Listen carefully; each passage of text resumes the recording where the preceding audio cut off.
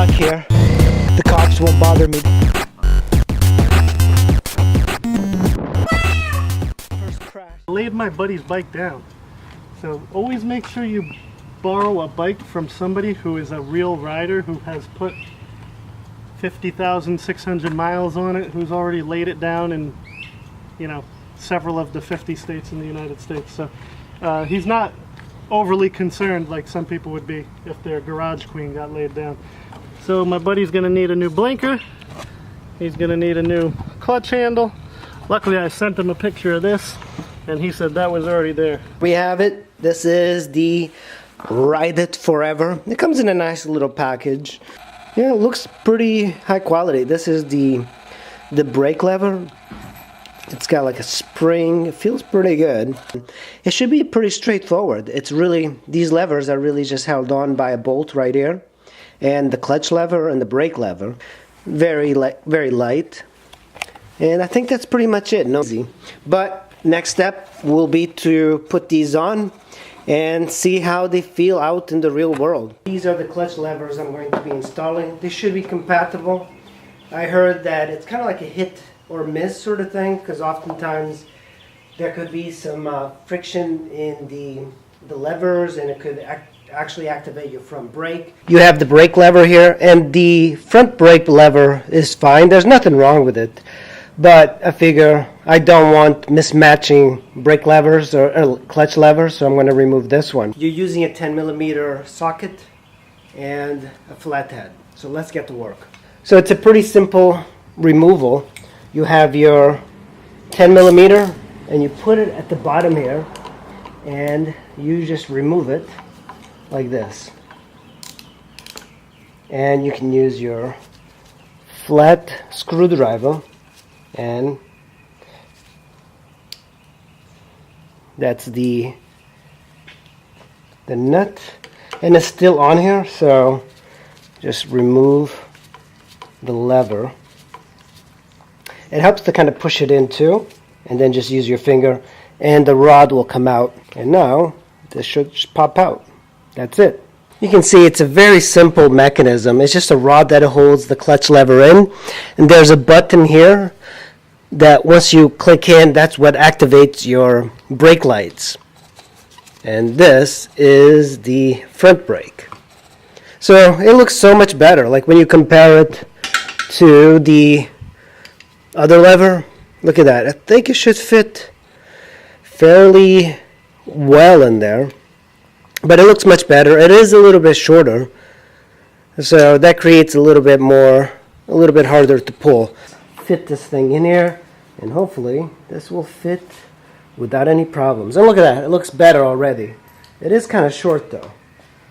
So you're going to have to take the existing rod that you took out, unbolt the nut, just push it in, and hopefully this will be a simple.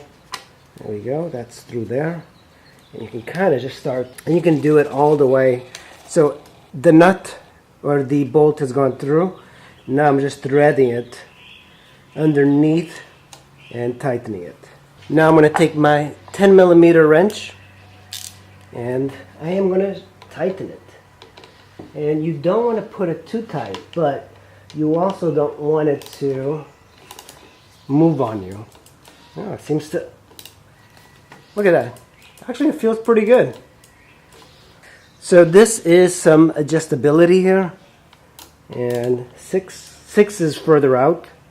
And 1 is, it goes in.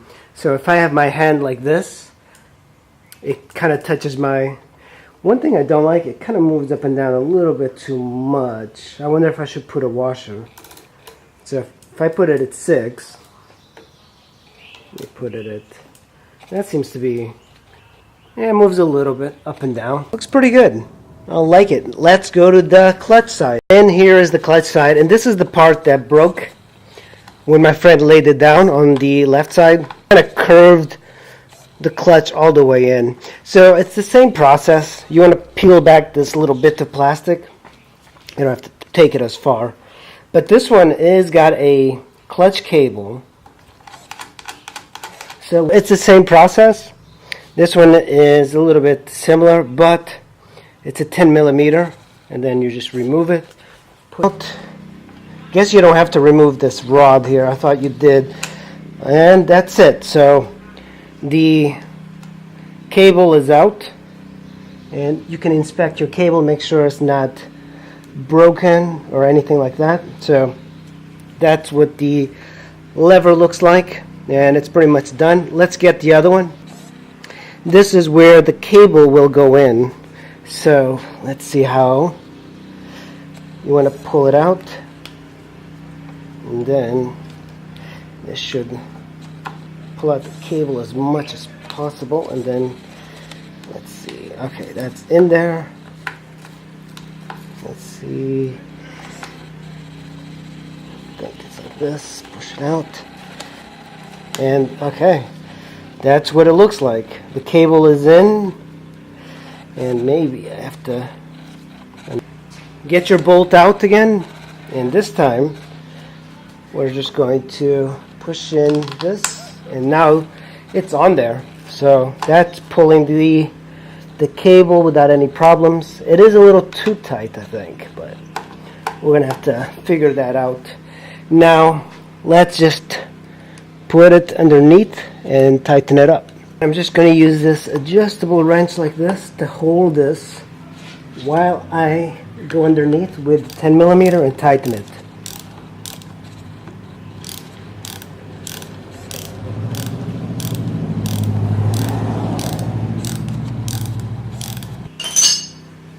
And it is on.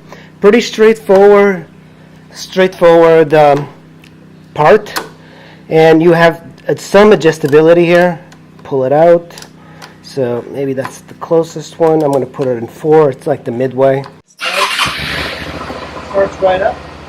The clutch feels pretty good. It feels heavy. Let's see if the brakes work. Everything seems to be working. You guys can see the levers are on. They look pretty good. I like how it looks. It's not bad for $36. I thought they would be much more expensive, and it looks better than stock, so this is kind of like a nice modification to do. The clutch is a little bit tight. I'm going to loosen this up, and the way you do it is you just use this to adjust it. Alright guys, I am going to try out the new chain and the levers.